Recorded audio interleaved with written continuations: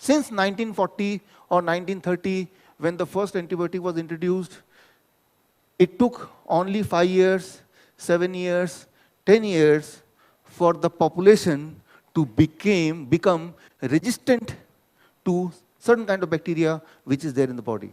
This means take any medicine, it is not going to affect that bacteria because they are resistant, and that is why they have grown, right? So this means now this generation, including me and you, we have what inside are more or less called resistant bacteria. Clear? So one proof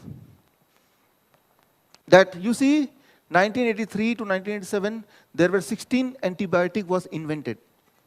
Then 1988 to 1992, 14 antibiotic was invented. But after 2012, no invention of antibiotics. Because now your body is full of resistant bacteria. Now there is no weapon which can kill. Right? So this means now we are not the same human being as we were 20 years back. Right? We were not the same brain, 1.4 kg is there. Still it is 1.4 kg. At that time also 1.4 kg, but this 1.4 kg is different from that 1.4 kg. The population is different, their behavior is different from that 1.4 kg. Right? So, in the beginning, when the antibiotic was introduced, it seems that it is saving some life. But in long run, now a new problem which is called antibiotic resistant. This means you are full of those bacteria which are your resident, but they are not contributing to your well-being. Right? So, I'll give you one example. H. pylori we talked. When it is in high quantity, it will cause what? Ulcer. So what you did? You killed it. When it is in very less quantity, it causes gastric, esophageal reflux disease, celiac disease, stomach cancer, asthma. Right? So these are the things which causes, right, allergy. If it is very less or negligible, even then it causes disease. If it is very much high, even then it causes disease. Both the cases it causes disease. It has to be in an optimum number, only then it can work effectively. Whether it is H. pylori bacteria, which I am talking about. Now you see, all this disease which you can see here, it comes under the category of lifestyle disease, or it comes under the category of germ disease. These are known to be lifestyle disease, but the culprit here is, the percentage of a particular bacteria. Right? Or if I talk of Akkermansia mucinifila, need not to remember the name, right? Name of a bacteria. If your body is lacking this bacteria, this is the bacteria which triggers the pancreas, tells the pancreas how to produce insulin.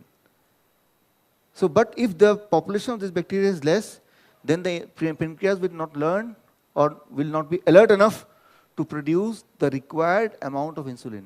How much insulin your body needs every day, every moment, this calculation was sent, this information is sent by something called this bacteria, which is there on the screen.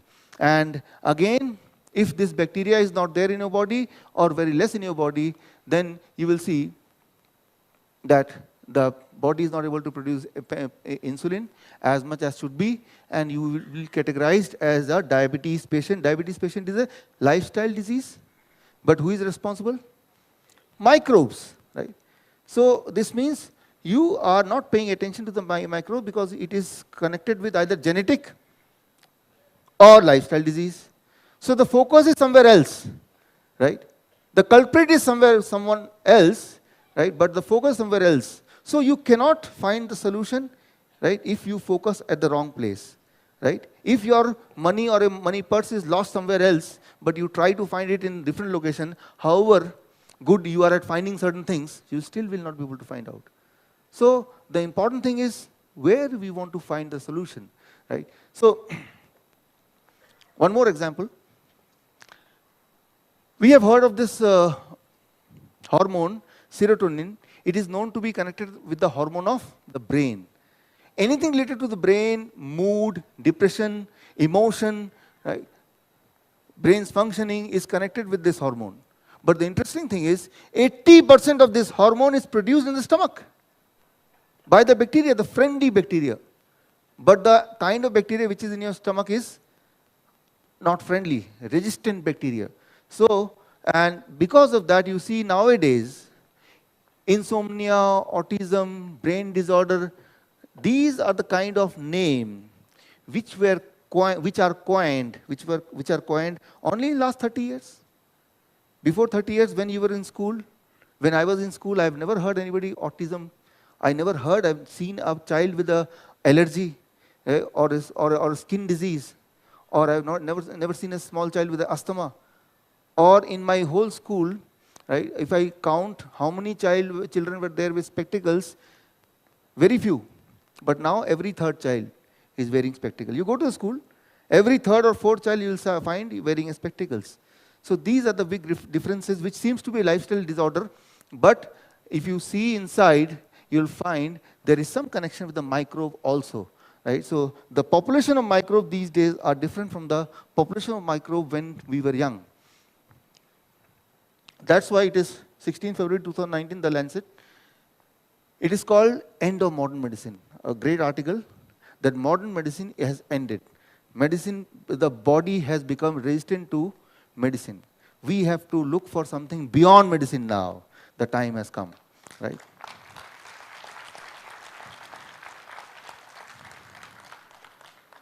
So it is antimicrobial resistance. It is a big topic all over the world for last few years. In last few years, modern medicine has literally accepted that the medicine has failed to work. It cannot work anymore because technically, you know, your body has developed resistant bacteria so much that now the medicine cannot work. Now, if any medicine is invented to kill the bacteria, it can kill the bacteria only when it kills you as well. Right? So that's why, thank you.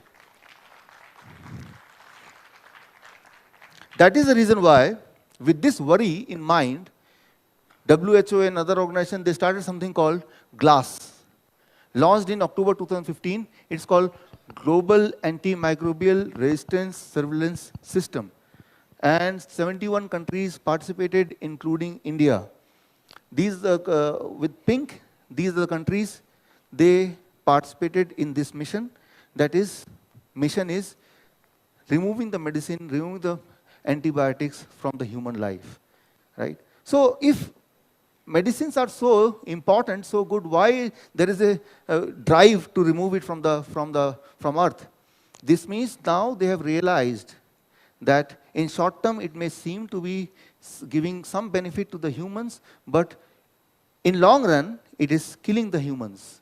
Trying to cure the humans with medicine, but the humanity is suffering, right? That is what is understood now. For a short term, you may get some relief, but at the cost of making the whole generation sick and getting killed or suffering most of the time. Now here you see, ulcer may lead to cancer, that is one thing, right? But H. pylori bacteria, if it is very, very less, then directly it may cause cancer. If it is very, very high, it will cause ulcer. Ulcer will cause cancer. But if it is very, very less, directly it will cause cancer, stomach cancer, right? So, in addition to this, if H. pylori bacteria is very, very less, negligible, then in addition to that, it will cause these illness. So, you see, so these are the illness of the developed country. Small children of developed country, these are the illness. Poor country, these are not the illness because they don't have the money to buy antibiotic and distribute to their citizen. So they are protected. Still they are protected. Their body, their children's body, they have this bacteria in large quantity, right, in optimum quantity. So they are not facing this illness as of now. I'll give you one example how the microbe and the disease connection exist. How a microbe can be responsible for your well-being, or how the microbe can make you sick. One example, like let's talk of a hormone, estrogen, a female hormone, mostly a female hormone. body is producing, ovary is producing, it goes to the liver. And in the liver is, chemical factory. It does some processing based on its own intelligence. It binds, it combines this hormone with sugar. So from the factory, when the chemical factory, when the product is coming out, it comes out estrogen plus sugar, coated with sugar, right? Now, this travels in the intestine. This travels in the intestine. When it travels in the intestine, intestine is full of bacteria, friendly bacteria.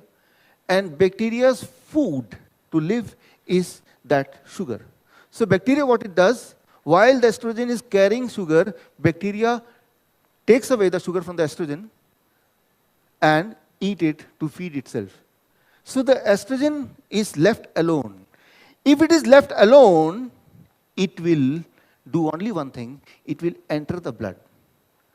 Now it will be circulating in the blood, right? So, and it will contribute, it will do its function for which it is made. That is how. Thank you. But if your body is full of resistant bacteria, then how it happens? Estrogen will come to the liver. Liver will does its own duty. Chemical factory, the finished good is estrogen plus sugar. Now they are flowing in the stomach. But in the stomach, instead of friendly bacteria, what is there? And the resistant bacteria behavior is not the same as friendly bacteria. They eat different kind of food. They are not interested in that sugar. So this means the resistant bacteria will not be able to take out or eat the sugar. This means they will not be able to break the bonding. If estrogen and sugar bonding is not broken, it cannot enter the blood. It has to excrete. Right? Thank you, friends. And if it excretes, the level of estrogen in the blood will decrease. Lesser is the level of estrogen in the blood, more is abnormal bleeding, irregular periods, PCOD, all kind of female hormonal disease. Thank you, friends. Thank you. So this is the contribution of modern medicine to us in last 50 years. So here you have to understand, although if you look carefully, these diseases mostly look to be a lifestyle-oriented disease, or somebody will say this is a genetic-oriented disease, but the truth, if you see step by step, it is more to do with micro in the body. The resistant bacteria or the friendly bacteria. Ultimately, they are our second brain. So, the same classical case with diabetes. What is diabetes? It is known to be a lifestyle disease. Diabetes simply means, which I tell in many of the lecture, diabetes means high sugar in the blood. So the rule is, if you can bring down your sugar to a normal level, what is normal level? Again, there is a question mark, but whatever is your normal level, then diabetes is gone. That is what is our understanding. What is diabetes? It means high sugar in the body, high sugar in the blood, diabetes. You do something with your body, blood sugar comes normal, no diabetes. That is the present understanding. That is what we have understood till now with our own experience of being a diabetes patient, with the experience of the people around us. Diabetes means high sugar in the body. Okay, that is the present thing. Now,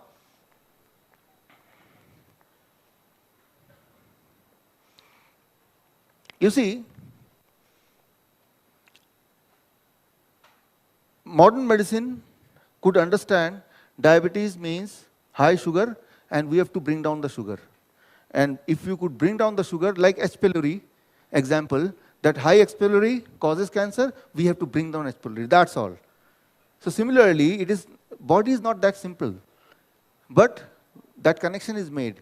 H. pylori more, bring it down, cancer or ulcer will be low.